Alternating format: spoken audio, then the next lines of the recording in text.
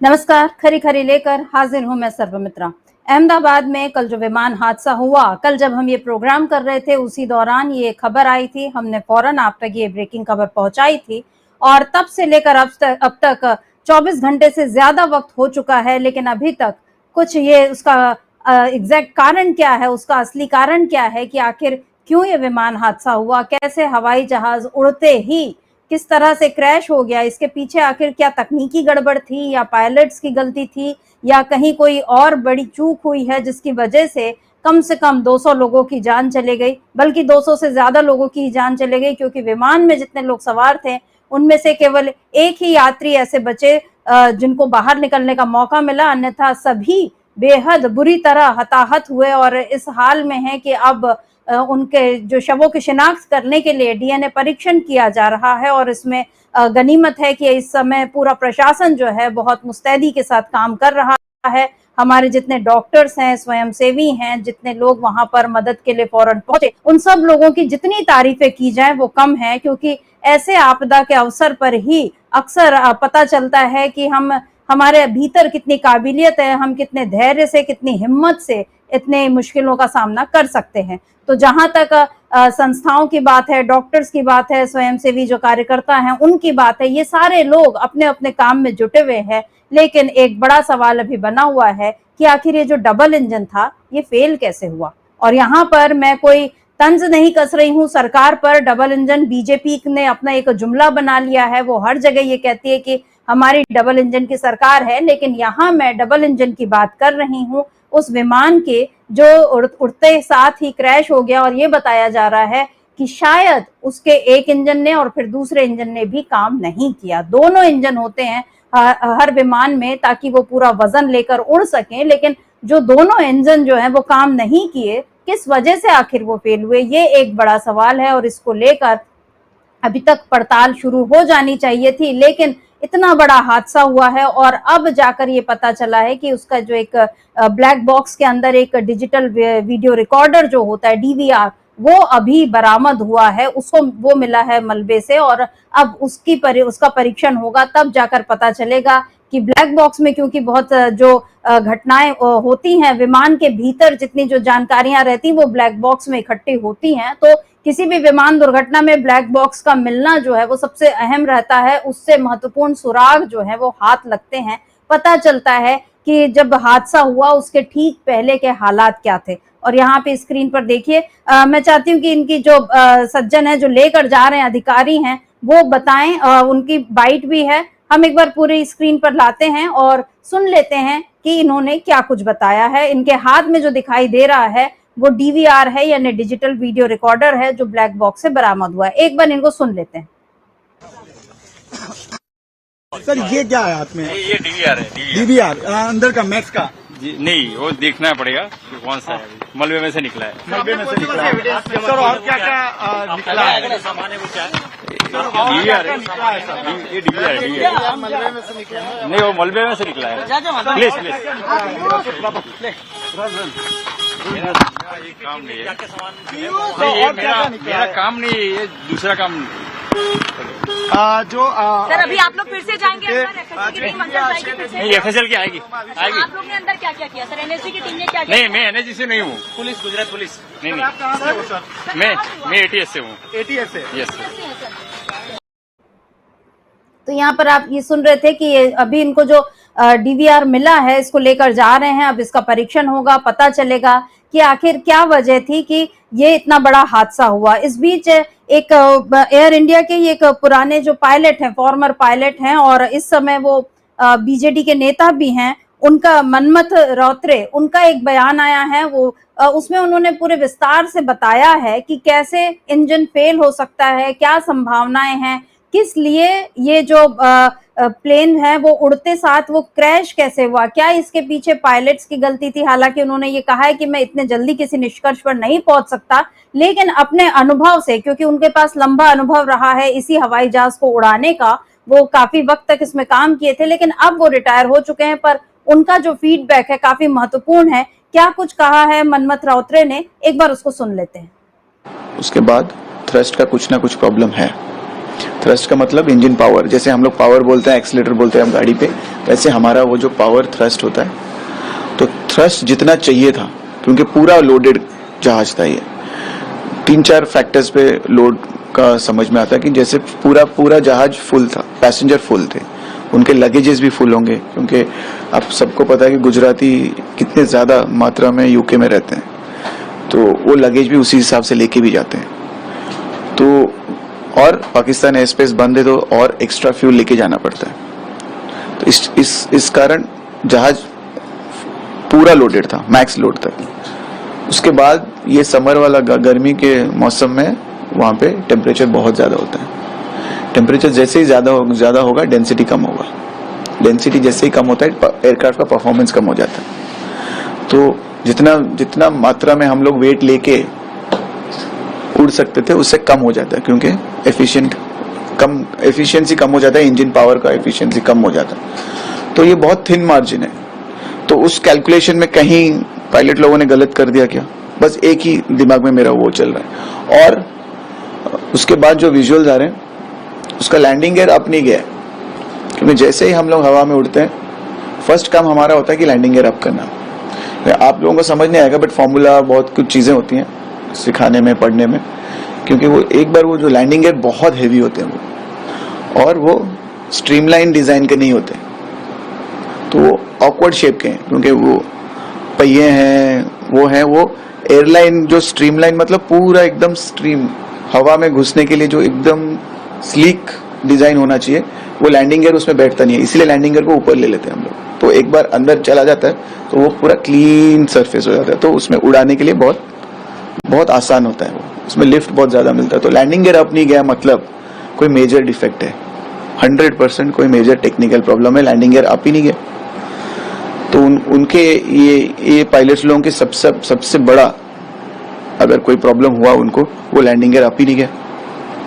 और जैसे ही अप नहीं गया, उसके बाद 400 या 600 फीट के आसपास थ्रस्ट कम होने लग रहा है, क्योंकि उनके पास वो थ्रस्ट मिल ही नहीं रहा ऊपर जाने के लिए, चढ़ ही नहीं पा रहा, उसको अटक गया कुछ 1-2 सेकंड के लिए वहीं पे, फिर धीरे धीरे नीचे आने लगा।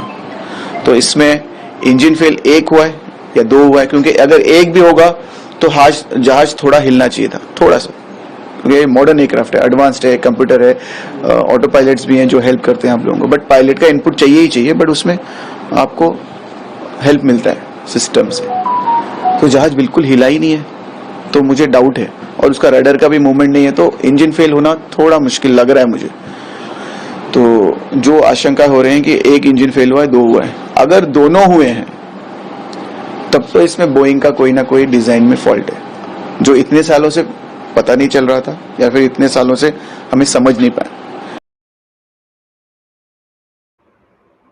तो यहाँ पर आप सुन रहे थे मनमथ राउतरे को, जो कि अभी बीजेड जो है उसके नेता हैं वो, लेकिन बीजेडी नवीन पटनायक की पार्टी, लेकिन उसके साथ साथ ये पुराने पायलट भी रह चुके हैं। तो अपने अनुभव के आधार पर उन्होंने बताया कि क्या कुछ हो सकता है। लेकिन इस समय ये देखना काफी दुखद है कि 24 घंटे से ज्यादा का वक्त बीत चुका है और अभी केवल कयास ही लग रहे हैं। अभी तक कोई भी एक पुख्ता कारण सामने क्यों नहीं आया? क्या इसके पीछे कोई और चीज चल रही है? क्या इस मामले पे जांच अभी उस तरह से शुरू नहीं हुई जैसे हो जानी चाहिए थी? हालांकि प्रधानमंत्री, गृह मंत्री सब लोग तुरंत ही मौके पर पहुंच गए।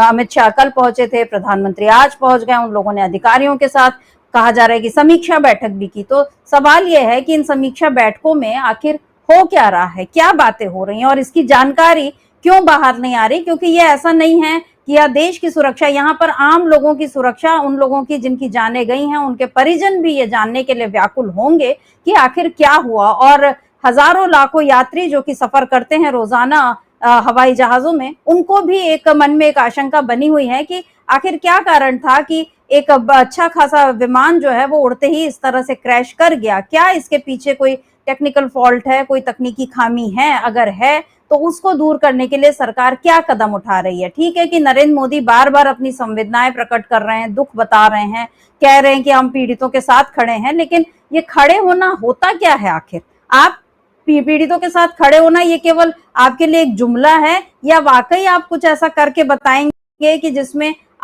आगे इस तरह की दुर्घटनाएं ना हो? क्या कुछ है इस पूरी दुर्घटना के पीछे और क्यों डबल इंजन यहाँ पर फेल दिखाई दे रहा है, इसी पर आज हम खरी खरी चर्चा करेंगे। हमारे साथ जुड़े हुए हैं अमलेंदु उपाध्याय जी। अमलेंदु जी नमस्कार, स्वागत है आपका इस कार्यक्रम में। अमलेंदु जी, कल जब हम लोग ये चर्चा कर रहे थे बिहार वाले मामले पर और अचानक ये ब्रेकिंग न्यूज आई और तब तक पता नहीं चला था कि ये हादसा इतना बड़ा होगा कि इसमें न केवल प्लेन में सवार लोग बल्कि जो नीचे जमीन पर हैं, जिनका कोई लेना देना नहीं, जो आराम से अपने मेस में बैठे थे, घरों में थे, वो इस तरह से इस हादसे का शिकार हो गए। तो एक तो इस हादसे से ये समझ में आता है कि जो बुजुर्ग कह गए कि जो जीवन है क्षणभंगुर होता है, वो वाकई होता है। लेकिन यहाँ पर इस क्षणभंगुरता को हम केवल इसको एक बहाना मानकर ऐसे हादसों पर सवाल ना उठाएं, या क्या ये रवैया जो है देश में अब और चलना चाहिए? क्योंकि हम बार बार ये देख रहे हैं, कुछ भी होता है, अभी देश संकट में है, अभी सरकार के साथ खड़े होने का मौका है, अभी आप सवाल मत उठाइए। तो देश को यानी जनता को, विपक्ष को आप बार बार ये नसीहत देते हैं कि सरकार कब लोगों के साथ खड़ी दिखाई देगी? और वो खड़े दिखाई देने से मेरा मतलब यही है कि ये नहीं कि आप गए, आपने दुख प्रकट किया। बालासोर मामले में भी हमने देखा था, मोदी पहुंचे खंबे से वहां पर अपना हाथ टिकाकर जैसे फोन पर बात कर रहे हैं, मानो सब कुछ वहां पर तुरंत ही इस रेल दुर्घटना को वो देख रहे हैं कि कितना बड़ा हादसा है और आगे नहीं होगा। इतनी गंभीरता उन्होंने तब भी दिखाई थी, लेकिन उसके बाद कोई रोक नहीं लगी रेल हादसों पर। अभी ये विमान हादसा हुआ है, इस विमान हादसे को लेकर चर्चा और इसलिए हो रही है क्योंकि ये अब एक अंतरराष्ट्रीय मामला बन चुका है। यहाँ पर आप अमेरिका, ब्रिटेन, सब लोग जो हैं यहाँ इन्वॉल्व हो रहे हैं किसी न किसी तरह से। और अब आप जो अमित शाह ने बोल दिया कि दुर्घटनाएं होती हैं, उनको रोक नहीं सकते, ऐसी बात आप ब्रिटेन से जो जांच दल आएगा, जो माना जा रहा है कि अपने नागरिकों की मौत के बाद वो भेजने वाला है, अगर ऐसा होता है तो क्या अमित शाह उन लोगों के सामने भी ये बात बोल पाएंगे? आखिर यहाँ पर भारत का जो, अब डबल इंजन पर मैं वापस आ जाती हूँ। डबल इंजन जब शुरू में मैंने कहा था तो मैंने कहा था कि ये विमान के दोनों इंजनों की बात हो रही है, लेकिन जो बीजेपी जिस डबल इंजन को बार बार अपनी ताकत के तौर पर पेश करती है, क्या यहाँ पर ये डबल इंजन भी फेल होता हुआ आपको दिखाई दे रहा है?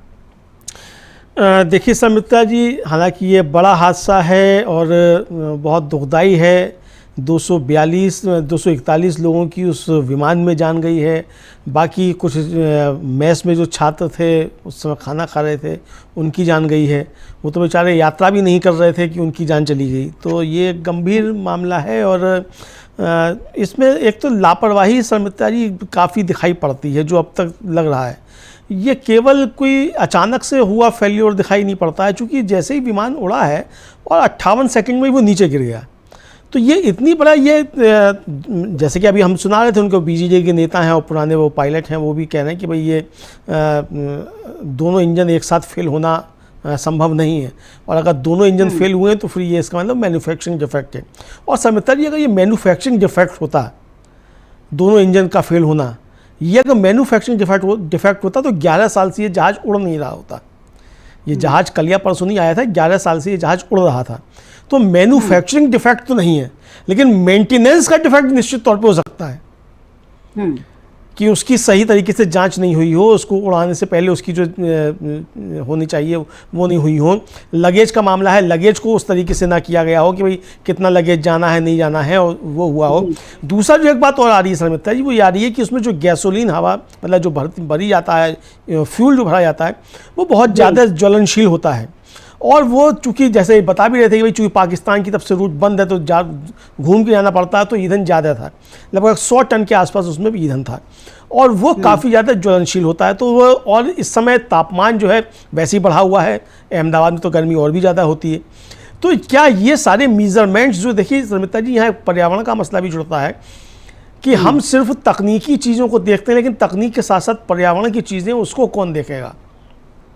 अगर गर्मी बढ़ रही है और आपको लग रहा है कि भाई, देखिए समिता जी, आज ये तो हवाई जहाज़ था, आप सड़क पर जाइए, किसी हाईवे पर जाइए, और दोपहर में अगर आप हाईवे पर यात्रा करें और अगर आप 120 और 100 पे गाड़ी भगाते हैं, तो अधिकांश चांसेस ये होते हैं कि आपकी गाड़ी का टायर फटेगा ही फटेगा, चूँकि गर्मी है और तेज़ गति से जा रहा है और टायर फटता है। तो हम लोग अक्सर ये सुनते हैं कि एक्सप्रेस वे पे गाड़ी का टायर फटने से दुर्घटना हो गई, क्योंकि आप तेज स्पीड में थे।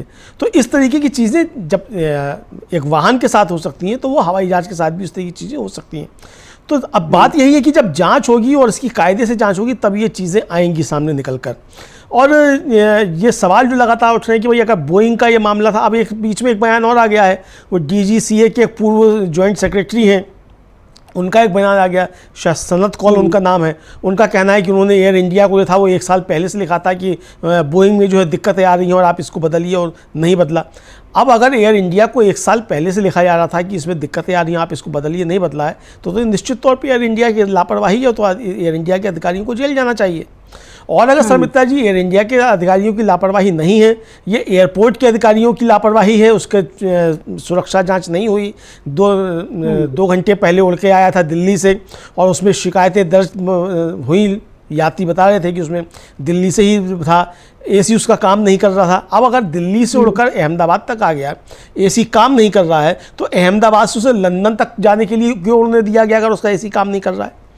तो ये बहुत सारी चीज़ें सर्मित्रा जी हैं। और वो वीडियो वायरल हो रहा है काफ़ी ज़्यादा, उसमें एक यात्री थे आकाश वत्स, उन्होंने वीडियो उठाकर डाले कि देखिए एसी काम नहीं कर रहा है, और उन्हें कुछ संदिग्ध गतिविधियाँ उसमें दिखाई दी, मतलब टेक्निकल फॉल्ट्स कुछ हो सकते हैं।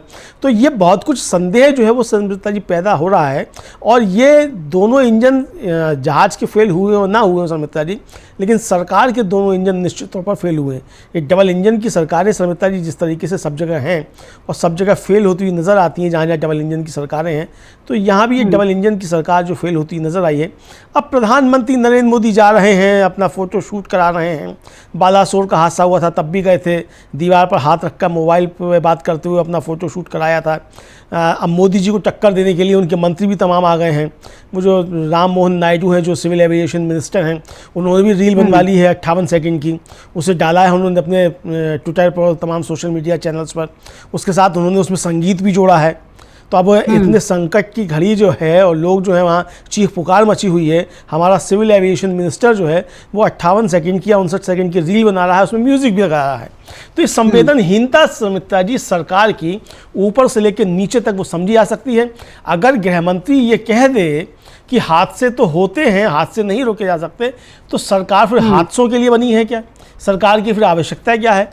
अगर हादसे होते ही रहते हैं और मतलब हादसों को नहीं रोका जा सकता, तो वह घर जाइए इस्तीफा देकर भाई दूसरी सरकार आए, वो काम करे जो हादसों को रोके। क्योंकि ये सर्मित्रा जी ट्रक नहीं है, किसी नेशनल हाईवे पर आमने सामने से तो गाड़ियों के लड़ने का मसला नहीं है। ऐसा नहीं है कि गाड़ी जा रही थी, सामने कुत्ता आ गया, कुत्ता बचाने के लिए गाड़ी जो थी वो पेड़ से टकरा गई, इस तरह की चीज़ भी नहीं है।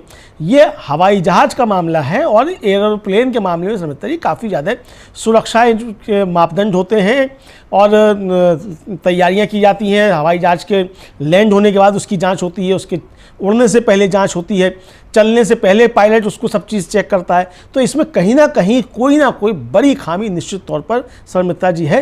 और हम सुन रहे थे एक और पायलट हैं अरिंदम दत्ता, उनकी कोलकाता में थे, उनकी हम लोग बाइट सुन रहे थे। वो कह रहे थे कि जो उसने मेडे कॉल दी है पायलट ने, और वो 30 सेकंड में ही उसने मेडे कॉल दे दी है, और उसको जब तक जवाब मिलता तब तक वो जो था वो प्लेन क्रैश हो गया। तो सर्मित्रा जी यहाँ साफ तौर पर समझा सकता है कि पायलट ने अपनी तरफ से पूरी कोशिश की है। तो यहाँ कमी पायलट की तरफ से तो समझ में नहीं आती सर्मित्रा जी, क्योंकि अगर पायलट ने 30 सेकंड में ही मेडे कॉल दे दी है तो इसका मतलब कि उसने पहले भी सूचना दी होगी, कुछ ना कुछ गड़बड़ है। अब वो सूचना छिपाई गई है या नहीं छिपाई गई है, हम इस बारे में कुछ नहीं कह सकते, ये तो जाँच होगी तभी मालूम पड़ेगा। जी जी, और सबसे दुख की बात यही लग रही है अमलेंदु जी कि 24 घंटे से ज्यादा का वक्त बीत गया है और अभी भी हम कुछ नहीं कह सकते। आप और हम तो केवल जो खबरें सामने आई हैं उसका ही विश्लेषण कर सकते हैं, लेकिन सरकार के पास इस समय तक पुख्ता जानकारी होनी चाहिए थी कि आखिर किस वजह से एक विमान जो है वो क्रैश हुआ है। ऐसा नहीं है कि मलेशिया का विमान जैसे जो वो गायब हो गया था और उसके बारे में आप पता ही नहीं लगा पाए, वो एक अलग मसला था। लेकिन यहाँ तो आपके आंखों के सामने आपके शहर में वहीं के वहीं विमान गिरा है, सारी चीजें वहीं हैं, तो उसके बाद इतना वक्त क्यों लग रहा है सारी जानकारी इकट्ठा करने में, ये एक बड़ा सवाल बना हुआ है। और सवाल ये भी है कि क्या जानकारी सरकार के पास है और इसको अभी तक सार्वजनिक नहीं किया जा रहा है, तो इसके पीछे क्या कारण है, ये भी सोचने वाली बात है। और इन सब के बीच जिस तरीके से अब कांग्रेस को घेरने की जो कोशिशें हो रही हैं, वो भी एक अपने आप में चिंता की बात है कि आखिर हम सरकार से सवाल करें तो उसको राजनीति कह दिया जाता है कि आप ये राजनीति मत करिए। कांग्रेस के लोग सवाल कर रहे हैं तो ये होता है कि ये राजनीति कर रहे हैं, हालांकि कांग्रेस ने अभी उस तरह से सवाल नहीं किए हैं। लेकिन अब ये बताया जा रहा है कि ये जो विमान है ये कांग्रेस के समय खरीदे गए थे, तब बहुत गड़बड़ हुई थी। तो भाई 11 साल से आपकी सरकार थी, आपने अभी तक इन विमानों में अगर कोई गड़बड़ थी तो आपने उसको क्यों नहीं पकड़ा? और दूसरी बात, अगर सरकार से सवाल नहीं किए जाएंगे तो फिर किससे सवाल होंगे? हम डोनाल्ड ट्रंप से जाके तो पूछेंगे नहीं इस मामले में कि भाई इसके बारे में भी आप ही कुछ करिए, ऐसा तो होगा नहीं। या मोदी जी ने अगर उनको अधिकृत कर दिया हो तो वो भी ये बता दें। लेकिन मोदी यहाँ पर कुछ बोल नहीं रहे हैं, वो केवल जो उनका सोशल मीडिया हैंडल जो बोल रहा है या जो तस्वीरें हम देख पा रहे हैं बस उतना ही पता चल रहा है। हालांकि इस विमान दुर्घटना में उनके अपने एक साथी की भी मौत हुई है, ये बात वो भी अच्छे से जानते हैं। और इस समय विजय रूपाणी के जो परिजन हैं वो भी ये जानने के लिए उत्सुक व्यग्र होंगे कि आखिर क्या बात हुई थी। तो अभी इस समय बहुत ही गमगीन माहौल बना हुआ है और ऐसे में आप इसकी आड़ में अगर सरकार जवाबदेही से बचना चाहे तो ये एक बहुत ही बुरी बात है। इधर अमलेंदु जी, अंधविश्वासों का भी जो मतलब भारत तो अब शायद ऐसा लग रहा है कि वो विश्व गुरु शायद अंधविश्वासों का ही बनेगा। अभी एक खबर आई कि भगवत गीता जो थी वो बच गई। अब ठीक है, प्लेन का सारा सामान नहीं चला होगा, ऐसा नहीं है कि अकेले भगवत गीता ही एक बची होगी, और भी बहुत सारा सामान होगा जो शायद बचा होगा। जब एक इंसान बच गया तो हो सकता है दूसरी चीजें भी कुछ बची होंगी, तो उसमें अब भगवत गीता को सामने लाने का क्या मतलब है, ये एक दिख रहा है। दूसरा, किरण बेदी, उनका एक बड़ा ही, अब उस ट्वीट को क्या कहें, हम दिखाई देते हैं, दर्शक खुद उसको पढ़ें और खुद ही तय करें कि क्या आखिर इस पर कहा जाना चाहिए। किरण बेदी क्या लिख रही हैं?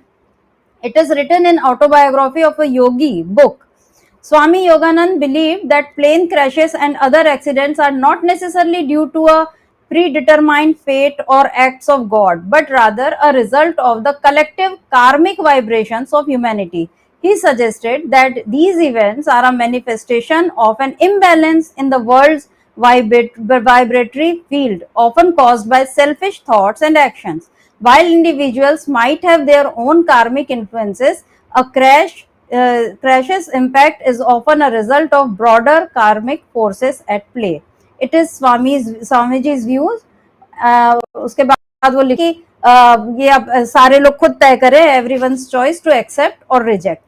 ये यहाँ पर किरण बेदी ने जो लिखा है अमलेंदु जी, इसका मतलब वो उन्होंने जो स्वामी जी का जिक्र किया है कि उनकी किताब में लिखा है ये कार्मिक वाइब्रेशन, मतलब ये इंसान के कर्मों का फल है, और जो हमारे कर्म से जो एक तरंगे निकल रही हैं वो नेगेटिव यानी वो नकारात्मक तरंगे, और हमारे जो सेल्फिश थॉट्स यानी जो हमारी स्वार्थी प्रवृत्ति है वो सबका एक मिला जुला असर जो है, ये इस तरह के क्रैशेस इस वजह से होते हैं।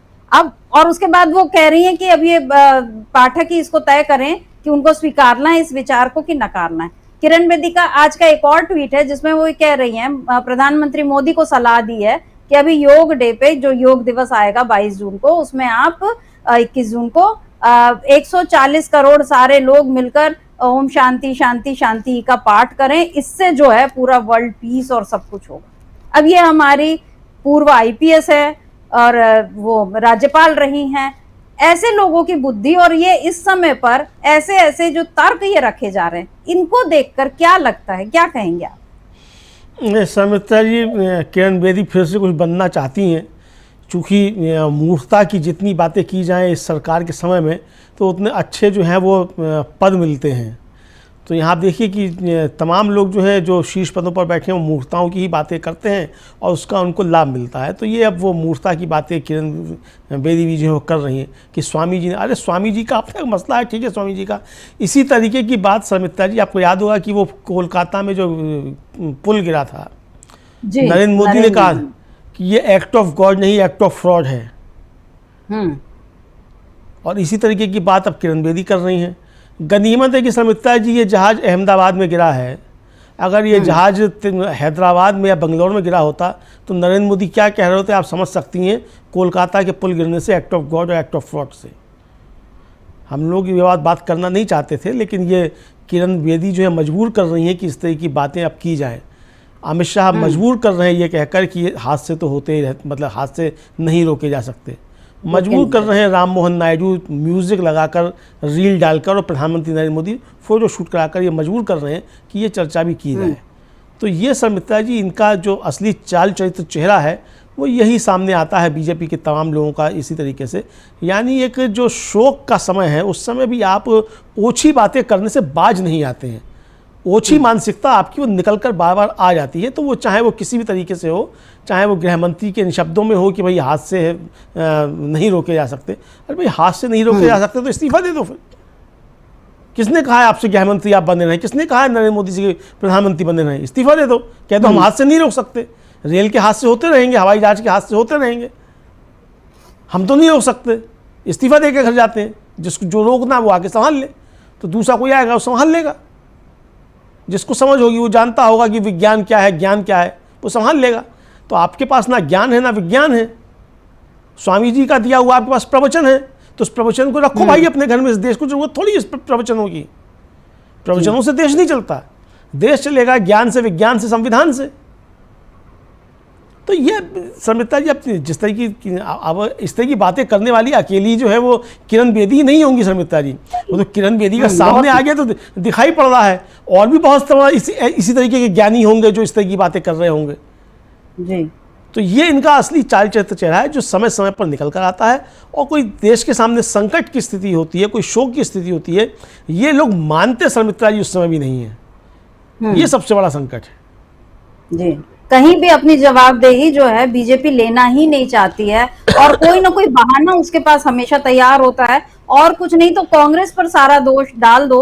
लेकिन ये देखने वाली बात है कि कांग्रेस के समय में तो कम से कम हमारे पास ऐसे इंजीनियरिंग इंस्टीट्यूट्स खड़े हुए, मेडिकल इंस्टीट्यूट्स खड़े हुए, जहां पर लोग पढ़ लिख कर आगे आए। और आज की जो तारीख है अमलेंदु जी, अब जो हम अगर आज से 10 साल बाद की कल्पना करें तो हमारे पास आखिर ऐसे कितने अच्छे एफिशिएंट इंजीनियर होंगे, कितने ऐसे डॉक्टर्स होंगे जो कि इस तरह से कभी आपात स्थिति आए तो वो लोग तुरंत अपनी बुद्धि देकर जो उससे जो त्वरित बुद्धि से काम चलाएं। ऐसे हमारे पास अब कितने लोग बचेंगे, ये देखने वाली बात है। क्योंकि जिस तरीके से परीक्षाओं की बात में जिसमें धांधलियां होती हैं, जैसे प्राइवेट कॉलेजेस बनाकर आप डोनेशन ले लेकर आप बच्चों को इंजीनियर डॉक्टर बना रहे हैं, लेकिन उसके बाद उसका आउटकम जो आएगा, जो निकलेगा, वो क्या निकलेगा, ये अब सोचने वाली बात है। कांग्रेस का जो खड़ी की हुई नीति थी उसके बाद अब तो हमारे पास अच्छे इंजीनियर डॉक्टर हैं, लेकिन इसके आगे और क्या होगा, ये एक गंभीर स्थिति है। पर्यावरण का मुद्दा भी आपने उठाया, और हम ये लगातार देखिए कैसे पेड़ों की कटाई हो रही है सब जगह जो है अपने हिसाब से। और अभी इस अहमदाबाद प्लेन क्रैश में हालांकि ये चीज अभी सामने नहीं आई, कल ये आशंका जताई जा रही थी कि हो सकता है चिड़ियों के टकराने से हो गई, और क्योंकि उस इलाके में चिड़िया ज्यादा हैं। तो ये भी सब सोचने वाली बात है कि आखिर क्यों ऐसा हुआ कि हवाई मतलब विमानतल के पास आखिर इतनी सारी अगर पक्षी अगर इतने सारे इकट्ठे हो रहे हैं तो वो क्यों हो रहे हैं? आप उनका आवाज कहीं उजाड़ रहे हैं क्या जो वो यहाँ आ रहे हैं? ऐसे बहुत सारे तकनीकी पहलू हैं जिन पर बात होनी चाहिए, लेकिन अभी बीजेपी इस पर और किसी पर भी किसी भी तकनीकी पहलू या कारण पर वो बात नहीं करना चाहती। उसको केवल किसी भी तरह से सहानुभूति अपने लिए चाहिए, और उसको वो कैसे अगले चुनाव में वोट के लिए भुनाए, ये बात दिख रही है। और अभी हम देख रहे थे कि कुछ राहुल गांधी ने जैसे जो संवेदना का ट्वीट किया, उसके बाद उनके ट्विटर हैंडल पर इतनी उनके बहुत ही अभद्र भाषा में उनके लिए बहुत सारे कमेंट्स आए हैं। एक का बहुत चर्चित हो रहा था जिसमें वो कह रहा था कि तुम खुद क्यों नहीं इस प्लेन में सवार थे, तुम भी क्रैश हो जाते, इस तरह की बात है। और भी बहुत सारे लोग हैं जो इसी तरह की बात कर रहे हैं। अभी डॉक्टर मनमोहन सिंह को भी यहाँ पर घेरा जा रहा है। जब सुब्रमण्यम स्वामी ने ये कहा कि शास्त्री जी का उदाहरण देके कि मोदी शाह को तुरंत इस्तीफा दे देना चाहिए, तो वो कह रहे हैं कि हाँ, मनमोहन सिंह ने भी तो जैसे 2010 में इस्तीफा दे ही दिया था मैंगलोर दुर्घटना को याद करके। तो ये जो अभी राजनीति जो चल रही है अमलेंदु जी बीजेपी के लिए, क्या ये हर समय वो कांग्रेस से अपना हिसाब किताब बराबर ही करना चाहती है? क्या कहेंगे? देखिए शर्मिष्ठा जी, मणिशंकर अय्यर ने किसी एक व्यक्ति के लिए कहा था, लेकिन पूरी पार्टी उसको सच साबित करेगी, ये बीजेपी से समझा जा सकता है। तो अब वो इसी तरीके की बातें तमाम उनके लोग जो कर रहे हैं। अब मनमोहन सिंह को घेरना या ये कहना कि साहब वो कांग्रेस के समय में जहाज़ खरीदा गया था, अरे भाई कांग्रेस के समय में जहाज़ खरीदा गया तो 11 साल से चल तो रहा था कांग्रेस के समय में खरीदा गया जहाज़। दुर्घटना तो मोदी जी के समय में हुई। और फिर अगर कांग्रेस के समय में गड़बड़ी हुई थी तो आपने भाई ये खराब विमान क्यों बेच दिया फिर उसको? टाटा को बेचा तो सरकार ने ना, मोदी जी की सरकार ने बेचा है, कांग्रेस ने तो बेचा नहीं। तो आपने क्यों नहीं कहा कि भाई ये खराब जहाज है, मनमोहन सिंह के समय में खरीदा गया था, इसको आपको नहीं बेचेंगे, इससे नागरिकों की हानि हो सकती है, यात्रियों की, उनकी जान जा सकती है। तो ये तो मोदी जी को करना चाहिए था कि जहाज़ों को बेचते समय, एयर इंडिया को बेचते समय फिर ऐसे जहाज हटा लेने चाहिए थे। इसका मतलब और भी जहाज होंगे शर्मिष्ठा जी फिर। अगर यही बात है कि मनमोहन सिंह के समय में ये खरीदा गया था और एयर इंडिया ने खरीदा था और उसमें घपले थे, घोटाले थे, तो और भी जहाज होंगे। तो यानी इसका मतलब और भी ये अभी जो है दुर्घटनाएं फिर तैयार खड़ी हैं फिर, चूँकि टाटा ने तो पूरी एयर इंडिया खरीदी है, तो और भी दुर्घटनाएं फिर एयर इंडिया में हो सकती हैं। तो ये कहने का तात्पर्य क्या है, ये हमारी समझ में तो नहीं आया। बीजेपी के लोग जो हैं उनके समर्थक क्या तर्क देना चाहते हैं इसके जरिए। तो ये बहुत सारी चीज़ें जिस तरीके से शर्मिष्ठा ये लोग करते हैं, तो ये इनका असल में हर समय जो चुनावी मोड में रहने आज शर्मिष्ठा जी, उसी के ये खामियाजे हैं, भुगतने पड़ते हैं कि आप हर समय चुनावी मोड में रहते हैं। आपको दुर्घटना हो तो आपको आपदा में अफसर चाहिए, प्राकृतिक आपदा हो तो आपको आपदा में अफसर चाहिए, कोरोना आए तो आपको आपदा में अफसर चाहिए, वैक्सीन हो तो आपको आपदा में अफसर चाहिए, रेल की दुर्घटना हो तो आपदा में अफसर, विमान की दुर्घटना हो तो आपदा में अफसर, कहीं बाढ़ आ जाए तो आपदा में अवसर। तो ये आपदाएं तैयार करते रहते हैं और आपदाओं में अवसर खोजते रहते हैं। ये नरेंद्र मोदी का, भारतीय जनता पार्टी का सूत्र वाक्य है। तो ये आपदाएं तैयार करते हैं पहले, उसके बाद फिर आपदा में अवसर खोजते हैं।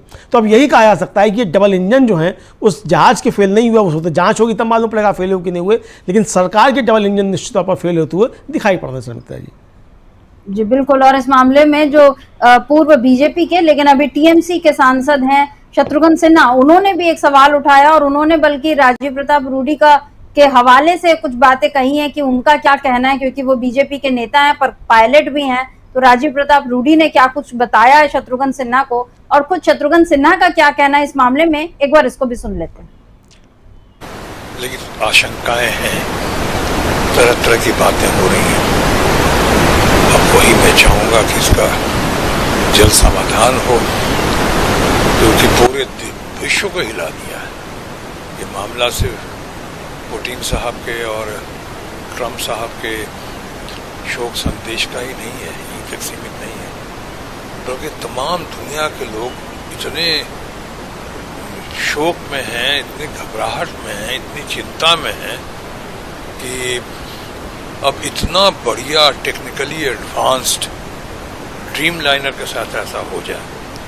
अब क्या हुआ है, मेंटेनेंस फेलियर है, पायलट्स के ऊपर मैं इस वक्त बगैर इंक्वायरी के कुछ नहीं कहना चाहूँगा, क्योंकि पायलट जो थे हमारे 8-10 हज़ार घंटे का उनको एक्सपीरियंस था, उससे ज़्यादा का वो पायलट भी थे, उनके पास भी 1100 घंटों से ज़्यादा का एक्सपीरियंस था।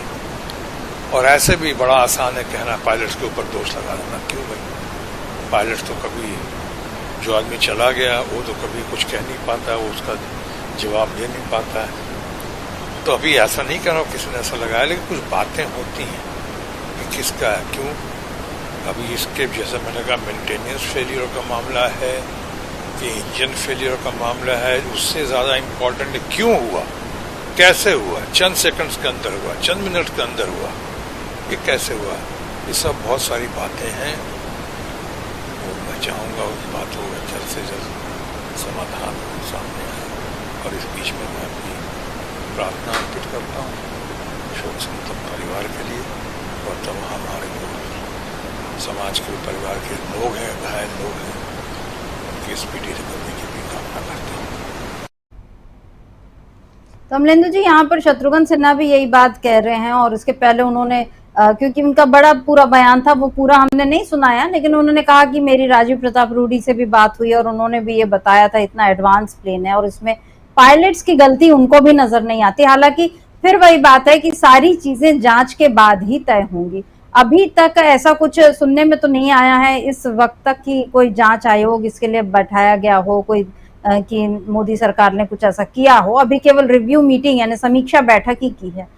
अब मोदी को क्या यहाँ पर वो इस मामले को और टाल सकते हैं, क्योंकि अब ये अंतर्राष्ट्रीय मामला बन गया है। देश के लोगों को आपने, उनकी जान को आपने इस तरह से हल्के में ले लिया है, लेकिन अब ये अंतर्राष्ट्रीय मामला बन गया है। ऐसे में क्या मजबूरी में सरकार को यहाँ पर जांच आयोग वगैरह का कोई गठन करना पड़ेगा, बताना पड़ेगा कि क्या कारण है, जल्द से जल्द वो भी।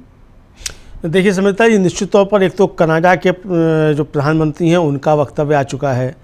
ऋषि सुनक जो पूर्व प्रधानमंत्री हैं यूके के, उनका भी बयान आ चुका है। अमेरिका की तरफ से भी बयान आ चुका है, उनके विदेश उप सचिव का तो बयान आ चुके हैं।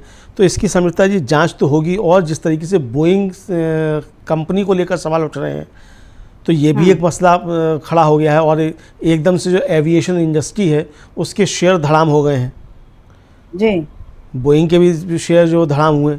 तो यानी ये मसला समिता जी अंतर्राष्ट्रीय स्तर पर जाएगा और सिर्फ यहाँ ब्लैक बॉक्स ढूंढकर जो है और डबल इंजन फेल हुआ था कि नहीं हुआ था इससे अब बचा नहीं जा सकेगा, क्योंकि ये बड़ा मसला है। क्योंकि अगर मान ली हाँ ब्लैक बॉक्स अभी मिला भी नहीं है और तो मतलब ब्लैक बॉक्स मिल जाए तो साहब उससे काम चल जाएगा, इससे होने वाला नहीं है। इसकी जांच होगी, अंतर्राष्ट्रीय एजेंसियां उसकी जांच करेंगी। कई अंतर्राष्ट्रीय एजेंसियों की वो आ चुकी है कि हम इसमें मदद करने के लिए हम तैयार हैं। तो ये निश्चित तौर पर अंतर्राष्ट्रीय एजेंसियां इसमें जुटेंगी, चूँकि ये बड़ा मसला है। अगर मान लीजिए कि ये मानवीय त्रुटि नहीं है तो मैन्युफैक्चरिंग डिफेक्ट है। बहुत सीधी सी बात है कि अगर इसमें कोई मानवीय भूल नहीं है तो फिर मैन्युफैक्चरिंग डिफेक्ट है, और अगर मैन्युफैक्चरिंग डिफेक्ट है तो फिर अंतर्राष्ट्रीय स्तर पर मसला बनेगा। उस कंपनी को अपने तमाम जहाज वापस बुलाने पड़ेंगे जो यहाँ पे उसने दिए हुए हैं। तो एक बड़ा मसला निश्चित तौर पर बनेगा। और अगर मानवीय त्रुटि है तो मानवीय त्रुटि भी जब तक कि वो जांच नहीं होगी तब तक वो उस कंपनी की भी इच्छा होगी कि अगर उसकी कंपनी की जहाज सब ठीक है बोइंग के, तो वो भी चाहेगी कि इसकी जो है जाँच हो और मानवीय त्रुटि अगर कोई है तो वो सामने निकल कर आए। तो यानी अंतर्राष्ट्रीय दबाव निश्चित तौर पर समिता जी इसका बढ़ेगा, मतलब इसमें बढ़ेगा। और सरकार सिर्फ बयानबाजी करके या प्रधानमंत्री के ये कह देने से कि हम पीड़ितों के साथ खड़े हैं काम नहीं चलेगा। इस पर जांच करनी पड़ेगी, अंतर्राष्ट्रीय एजेंसियों का सहयोग लेकर जांच करनी पड़ेगी और जिस स्तर तक जांच होगी वो उस पर करनी पड़ेगी। पहली बात तो ये है कि हालांकि एयर इंडिया ने घोषणा कर दी है कि साहब वो 1-1 करोड़ रुपया पीड़ितों के परिवारों को देगी। हालांकि जो अंतर्राष्ट्रीय संधि है उसके मुताबिक उसको 1.5 करोड़ का मुआवजा देना होगा, तो 1.5 करोड़ का भी मुआवजा देगी। खुद भी जो है वो बीमा कंपनियों से करोड़ों रुपया वसूलेगा एयर इंडिया, वो भी है। लेकिन सरकार की तरफ से क्या है मुआवजा, ये सरकार को भी बताना पड़ेगा, क्योंकि सरकार की भी जिम्मेदारी है मुआवजे की, तो वो होगी। हालांकि मुआवजे से आदमी गया हुआ वापस नहीं आता, लेकिन फिर भी कुछ आंसू जो है वो पूछते हैं कि चलो आदमी जो कर रहा था उसका कुछ हुआ। तो ये सरकार, मेरी जानकारी में नहीं है कि सरकार की तरफ से कोई अभी मुआवजे की घोषणा हुई है कि नहीं हुई है। हाँ, मेरी जानकारी में नहीं है। हुई हो तो हम उसको मतलब गलती मान लेंगे अपनी, लेकिन मेरी जानकारी में नहीं है कि सरकार ने कोई मुआवजा किया। अब प्रधानमंत्री खड़े हुए हैं साहब कि हम खड़े हुए हैं पीड़ितों के साथ, तो क्या आप खड़े होकर क्या करेंगे? भाई पीड़ितों के साथ साथ आप खड़े हुए, वहाँ पीड़ित जा रहे हैं, उनको बताया जा रहा है कि गाड़ी यहाँ खड़ी मत करो, कि गाड़ी वहाँ खड़ी करो, पानी वहाँ पियो कि वहाँ मत पियो, ये बताया जा रहा है। तमाम वीडियो वायरल हो रहे हैं, पुलिस दुर्व्यवहार कर रही है पीड़ितों के परिजनों के साथ, ये भी सब चीज़ें सामने आ रही हैं। वीडियो सोशल मीडिया पर वायरल हो रहे हैं। हालांकि उन वीडियो की पुष्टि नहीं की जा सकती, सोशल मीडिया पर वायरल हो रहे हैं, लेकिन वायरल तो हो रहे हैं जी। तो ये बहुत सारी चीज़ें जो ये सरकार की जिम्मेदारी समिता जी यहाँ बनती है। और अमित शाह जी के कहने से कि हादसा है, हादसा तो को मतलब नहीं रोका जा सकता, बहुत गैर जिम्मेदाराना वक्तव्य है। गृह मंत्री से कम ये आशा नहीं की जा सकती, जो और वो भी अमित शाह जैसे गृह मंत्री से जो लौह पुरुष बताए जाते हैं कि वो लौह पुरुष हैं और बहुत बड़े चाणक्य हैं, और भारतीय जनता पार्टी में नरेंद्र मोदी के बाद नंबर 2 के नेता वही हैं। तो उनके मुख से ये बातें शोभा नहीं देती हैं। सवाल तो इस पर उठेंगे जी बिल्कुल। और ये वक्त है जब शायद मोदी सरकार को भी और जो बीजेपी के तमाम समर्थक जो इसी बात से खुश हैं कि मोदी है तो मुमकिन है, राम मंदिर बन गया देश में, अब बांके बिहारी कॉरिडोर को भी बनाने की तैयारी है, वहां पर आप काशी और मथुरा भी अभी आपके लिए बाकी है, आप उसको भी फतेह कर ही लेंगे। तो चलिए आप सब फतेह कर लीजिए, कितने भी मंदिर बना लीजिए, कितना भी मंदिर मस्जिद का विवाद खड़ा कर लीजिए, लेकिन जब आती है ऐसी आपदाएं तो फिर मरने वाले का धर्म भी नहीं देखा जाता, वहां पर सब एक बराबर इंसान हो जाते हैं। और ऐसे में आपका ज्ञान, आपका विज्ञान ही जो है वो काम आता है। ये बात अब शायद लोगों को समझ जाना चाहिए, जो इस बात से खुश होते हैं कि हमारे यहाँ यूनिवर्सिटी से ज्यादा या हॉस्पिटल से ज्यादा हमारे यहाँ मंदिर बनने लगे हैं। तो अब इस बात पर लोगों को खुद को विचार करना चाहिए, क्योंकि आखिर उनकी अपनी जान का यहाँ पर मसला है। और दूसरी बात, मोदी सरकार, ठीक है, आप हम ये नहीं चाहते कि आप भारत पाक संबंधों में आप किसी तीसरे को आने दें, लेकिन जब इस तरह की आपदा है, अगर आपके पास उतने टेक्निकली एक्सपर्ट लोग नहीं हैं, अगर हैं तो आप जल्द से जल्द उसका पता लगवाइए कि आखिर क्यों यह हादसा हुआ। और अगर नहीं है तो जो अंतर्राष्ट्रीय एजेंसियां जो इस समय सहयोग करने के लिए तैयार हैं, मेरा ख्याल है उनका साथ लेने में इस समय सरकार को झिझकना नहीं चाहिए। आखिर में कारण पता लगेगा तब तो खामी को सुधारा जा सकेगा और भविष्य में ऐसी घटनाओं को होने से रोका जा सकेगा। तो यहाँ पर मोदी सरकार को राजनीति से ऊपर उठकर उनको ये सोचना चाहिए कि वाकई सत्ता के 11 साल हो गए हैं, और अगर आपको 4 साल और अभी बिताने हैं तो कम से कम कुछ तो अच्छा लोगों के लिए करके जाइए, और अपनी जो जिम्मेदारी है उसको पूरे अच्छे से निभाइए, तभी आपके प्रधानमंत्री पद पर बैठे रहने के मतलब है, वरना किसी ने आपको रोक कर रखा नहीं है। तो अमलेंदु जी, आज की चर्चा को यहीं रोकते हैं। आपका बहुत बहुत शुक्रिया, और शुक्रिया आप तमाम दर्शकों का जो आप हमारे साथ जुड़े और आपने आज की चर्चा को ध्यान से सुना। आगे भी आप बने रहिए डीबी लाइव के साथ और देखते रहिए हमारे सभी कार्यक्रम। नमस्कार।